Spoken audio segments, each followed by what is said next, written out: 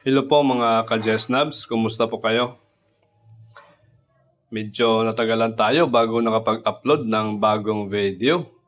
Meron po tayong update sa mga DepEd, Meron ba kayong napansin kung sa inyong laptop yung laptop na bigay ng DepEd? Yung pong inisyu ng DepEd ay meron pong pagbabago sa DepEd matatag background, tinanggal na po yung mga DepEd matatag background sa ating mga laptop, kung meron kayo niyan.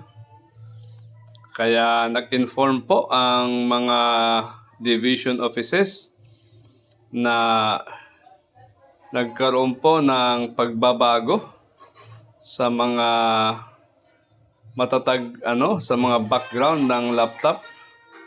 So yung matatag design to the official DepEd wallpaper ay tinanggal na po. Ito daw ay kaparte ng system update automatically implemented by the DepEd Central Office. At hindi po tayo dapat na maalarma dito.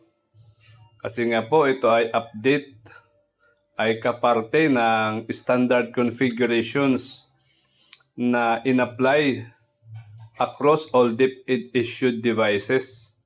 So yun po. So tingnan nyo po ang inyong mga laptop kung ganun pa rin yung mga wallpaper, Pwede pala itong i-change ng central office remotely.